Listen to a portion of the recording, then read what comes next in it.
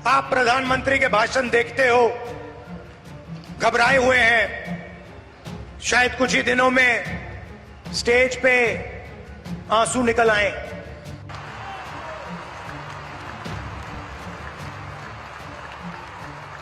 आज दूसरे चरण में 13 राज्यों की 88 लोकसभा सीटों पर वोटिंग डाली जा रही है और जो वोटर टर्नआउट निकलकर सामने आ रहा है उसको देखने के बाद यही कहूँगा कि साथियों गजब हो गया, गजब हो गया। मेरे देश की जनता इतनी जागरूक हो जाएगी, भारतीय जनता पार्टी और गोदी मीडिया के प्रोपेगेंडा फैलाने के बाद भी इतने कम समय पर अपने पैरों के ऊपर खड़े होकर स्थानीय मुद्दों के ऊपर चुनाव लड़कर दिखा देगी, ये कभी किसी ने सोचा नहीं था। न पता था किसी को भी कि इस तरह के समीकरण निकलकर सामने आएंगे। जो काऊ बेल्ट है, हिंदी बेल्ट है, भारतीय जनता पार्टी का कोर वोटर एरिया है, वहाँ पर वोटिंग 40 से 45% के बीच, बड़ा ही आश्चर्य, 40 से 45% के बीच उत्तर प्रदेश, बिहार, महाराष्ट्र, मध्य प्रदेश, जो भारतीय जनता पार्टी का काऊ बेल्ट एरिया है, कोर वोटर एरिया है, वहाँ से इतनी बड़ी वोटर्स की उदासीनता मतलब बीजेपी के वोटर बैंक में कमी, वोट बैंक में कमी मतलब सीट कमी, सरकार गई, मोदी जी के मोए मोए हो गया।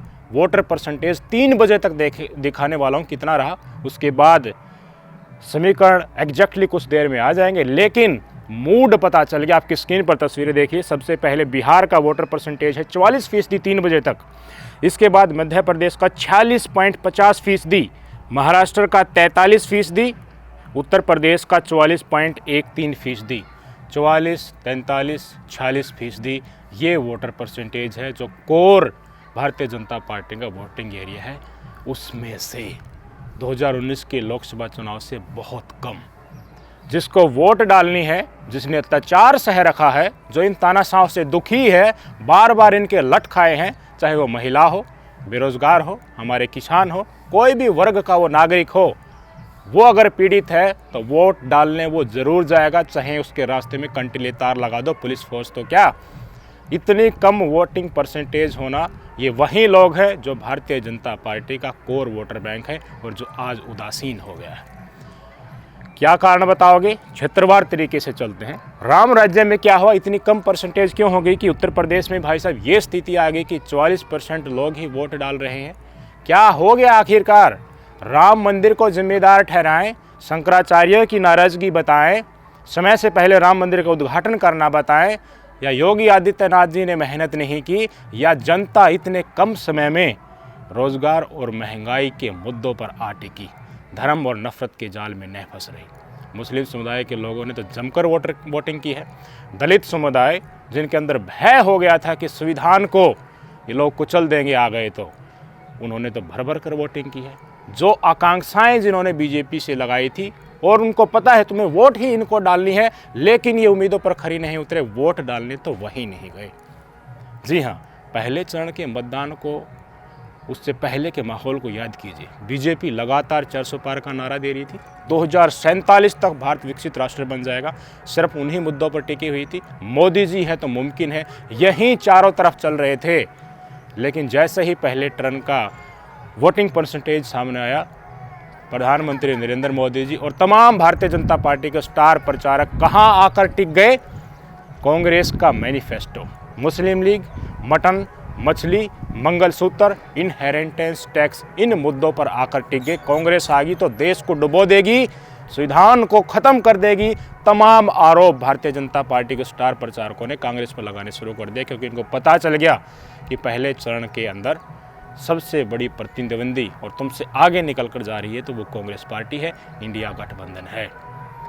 तो यही दूसरे चरण में भी होगा। मैंने आपको कहा था ना कि दूसरे चरण में भी आपको दिखाना पड़ेगा इनको कि देखिए हम इस नफरत के जहर में बहने वाले नहीं हैं। पहले चरण के मतदान होने के बाद भी चुनाव प्रचार में मोदी जी और गृह मंत्री अमित शाह जी ने सबने एम फैक्टर चालू किए रखा। मुस्लिम लीग, मटन, मछली, मुस्लिम आरक्षण, यही मुद्दे रखे। फिर भी इन्होंने रोजगार और महंगाई के ऊपर बात नहीं की। नाराजगी यही थी। जनता तो चाहती वही है कि उस मुद्दे के ऊपर आओ। काम करके क्या दिखाया वो बताओ। रोजगार महंगाई के ऊपर क्या किया, क्यों बेचे मेरे देश के संसाधन, किसानों को लठ क्यों मारे, बेरोजगारों को लठों से क्यों तोड़ा, महिला पहलवानों को क्यों कुचला, बिल्किस बानो जैसे जो मुस्लिम समुदाय की महिला उसके बलात्कारियों के समय से पहले छोड़कर फूल मालाओं से स्वागत क्यों किया। हर लोगों के अंदर जहन में दर्द है। इसलिए दूसरे फेज़ की वोटिंग में इतनी बड़ी उदासीनता देखने को मिल रही है कि राम राज्य जैसे प्रदेश में 44% वोटिंग हो रही है। बहुत कम रुझान देखने को मिल रहा है। भाई साहब अब क्या करेंगे मोदी जी? ये तो उत्तर प्रदेश का मामला है, बिहार में लेकर चलता हूँ। 44% वोटिंग हुई है 3 बजे तक।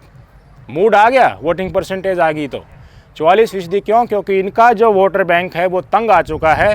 एक बार इधर पलटूबाज, एक बार पलटूबाज इधर। भारतीय जनता पार्टी जब नीतीश कुमार तेजस्वी यादव के साथ होते हैं तो कहते हैं कि ये महाभ्रष्ट है, इसके ऊपर हम कार्रवाई करेंगे, और इधर आने के बाद उनके साथ मंच साझा करके जय जयकार के नारे लगाते हैं। मुद्दे पहले भी ऐसे ही खड़े थे, मुद्दे अब भी ऐसे ही खड़े हैं।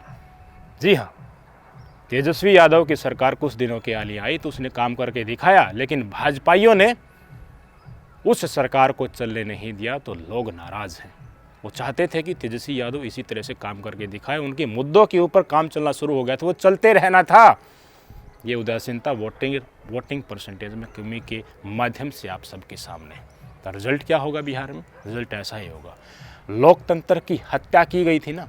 और क्या होता है लोकतंत्र की हत्या करना? विपक्षी पार्टियों को पहले जब वो विपक्ष में होते हैं तो कहते हो कि वो महाभ्रष्टाचारी है, और अपने आने के बाद वॉशिंग मशीन में डालने के बाद जय जयकार करते हो उनकी। शर्म नाम की चीज़ बची है या नहीं बची है? भ्रष्टाचार विरोधी चेहरा कहाँ गया? एक झटके में धराशायी हो गया। विकास का मुद्दा क्या हो गया? एक झटके में धराशायी हो गया, क्योंकि जो आदमी काम कर रहा था उसके साथ सरकार चल रही थी वो आपने तोड़ डाली। बिहार की जनता ने दिखा दिया जो कोर वोटर है कि नहीं, हमें तुमसे ये आकांक्षाएं नहीं थी, तुम कुछ और वादे करके आए थे और कर कुछ और रहे हो।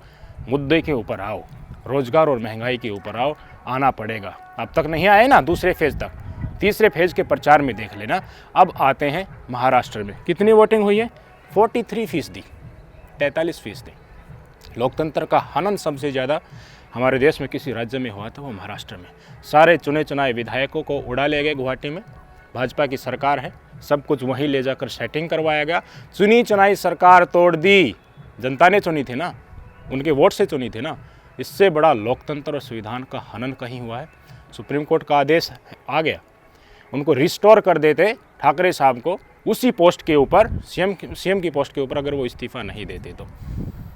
विधायकों के ऊपर फैसला आना अभी स्पीकर के पास पेंडिंग है, जल्द ही वो आने वाला है। कैसे लगाई जा रही है? पार्टी बनी बनाई तोड़ दी ठाकरे साहब की भी, और अजीत पवार ने किस तरीके से एनसीपी के साथ विश्वासघात किया वो भी। चक्की पिसिंग याद है? बीजेपी के नेता कहते थे कि इतने 1000 करोड़ का घपला इन्होंने किया है। उन्हीं शुगर मिल को फिर से लोन देने की व्यवस्था भी कर दी है, और अजीत पवार जी की धर्मपत्नी के ऊपर जो 25,000 करोड़ का स्कैम चल रहा था, ईडी ने वो केस भी वापस ले लिए हैं, उनको क्लीन चिट दे दी। कहाँ गया भ्रष्टाचार विरोधी चेहरा? सारे भ्रष्टाचारियों को अपने अंदर मिला लिया। विपक्ष में जो बचा, जो जनता के मुद्दे उठाता था, सिर्फ वही बचा। सब कुछ तो इधर आ गए। ये इधर आए हैं तो इनसे पैसे लिए होंगे ना, इन्होंने जो लूट कर रखा है, और उस पैसे से विधायक खरीदे, सरकारें तोड़ी, देश की जनता को लठ मरवाए, रोजगार नहीं दिए। उस अथाह पैसे के जरिए जो कर्मकांड इन्होंने किया देश की चुनी हुई सरकार के साथ, प्रदेश की चुनी हुई सरकार के साथ, वो लोगों ने जहन में रखा। वोटिंग परसेंटेज महाराष्ट्र में 44% के आसपास, 43% के आसपास आकर रुक गया है। उदासीनता। जिनको उखाड़ फेंकना चाहते हैं वो तो दीवार कूद गए वोट डालने के लिए, कितनी फोर्स लगा लो, डाल के आ गए वोट। लेकिन जिनके साथ बंधे हुए हैं वो नाराज़ थे, क्या वोट डालना, ये तो ऐसे ही चलता रहेगा, नहीं गए वोट डालने। महाराष्ट्र के बाद आज ये मध्य प्रदेश में कितनी वोटिंग परसेंटेज हुई है? 46.50। इन बाकी राज्यों से थोड़ी सी ज़्यादा। वहाँ ज़मीन भारतीय जनता पार्टी की ठीक ठाक है। मेहनत करने वाला कोई और था, बेशक से उसको साइड कर दिया गया हो। शिवराज सिंह चौहान जी, मोदी जी की वो बराबरी कर सकते थे, इसलिए भाई साहब चलते बसे। लेकिन पहले के कंपैरिजन में बात तो वो भी नहीं। मोदी लहर धराशायी। मध्य प्रदेश में 46.5% वोट। लोग मुद्दे के ऊपर चाहते मोदी जी रोजगार दो, महंगाई को ख़त्म करो। मंच से बोलते हो ना, आयुष्मान कार्ड दे दिए, हर परिवार को छत दे दी, मेरा आपसे बहुत अच्छा रिलेशन है। ये देखिए विपक्ष वाले तो सनातन के विरोधी हैं, राम मंदिर बनवा दिया, 370 हटा दी, आतंकवादी पहले सिर काट ले जाते थे, अब नहीं काट रहे। सिर्फ यही इनके लफ्ज़ों में होते हैं, रोज़गार और महंगाई का एक लफ्ज़ इनमें नहीं होता। और सामने जो जनता बैठी है, बहुत सारी तस्वीर हम आपको दिखा चुके हैं। लोग कोई मनरेगा का भर कर लेकर आ गया, कॉलेज के स्टूडेंट ज़बरदस्ती बस में डालकर लेकर आ गए, आंगनवाड़ी वर्कर्स को ले आया, वो सामने भीड़ बैठी होती है तो संदेश जाएगा क्या? जो वातावरण फैला है, जो असल चोट लोगों के ऊपर लगी है, उसको तो वो अपने घर में बैठे बैठे भी महसूस कर रहे हैं। तो वोट डालने इनको कैसे जाएंगे? अपने घर में ही बैठेंगे और सोचेंगे कि नहीं हो सकता कुछ। इनसे जो आकांक्षाएं लगाई थी उनके ऊपर खरे नहीं उतरे हैं तो इनको वोट डालना ही नहीं। दूसरी पार्टी को डालने का मन नहीं कर रहा, इसलिए घर ही रह जाओ।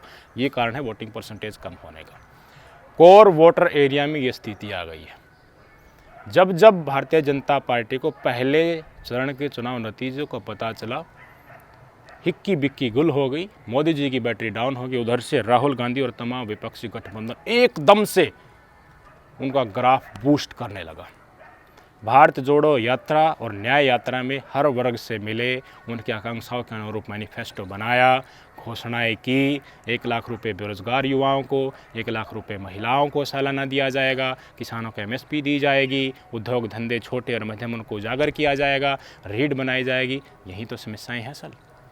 भाई साहब, कांग्रेस पार्टी ने बाकायदा मैनिफेस्टो जारी होने के बाद एक कैलेंडर भी जारी कर दिया कि इस तारीख तक इस सरकारी महकमे में जो वैकेंसी है उनके नोटिफिकेशन जारी करके भर्ती प्रक्रिया पूरी करेंगे और इस तारीख को ज्वाइनिंग कर देंगे। फंस गए ना?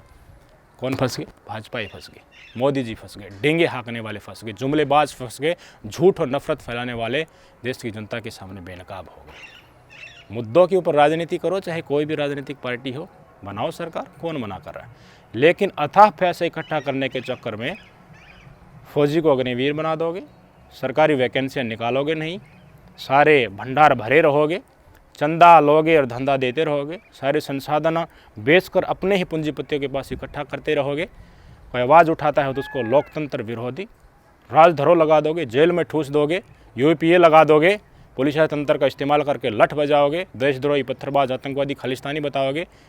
युवाओं को कहोगे जो रोज़गार मांग रहे हैं कि इनमें स्किल नहीं है, इतने सबको रोज़गार कैसे दे सकते हैं, कांग्रेसी हो तुम, बैठ जाओ।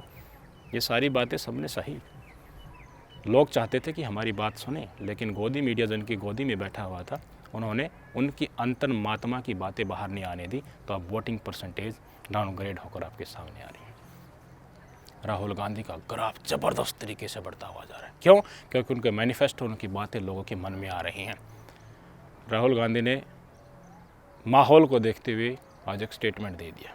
क्या दे दिया है कि देखते जाओ, कुछ ही घंटों में, कुछ ही आने वाले दिनों में नरेंद्र मोदी जी आपको रोते हुए नजर आएंगे, रोते हुए नजर आएंगे।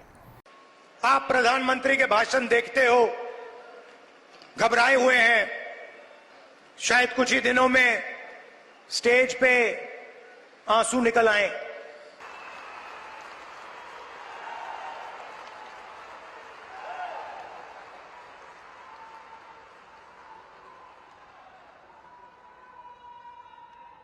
राहुल गांधी की बातें सत्यता के नज़दीक लगती हुई नज़र आ रही हैं।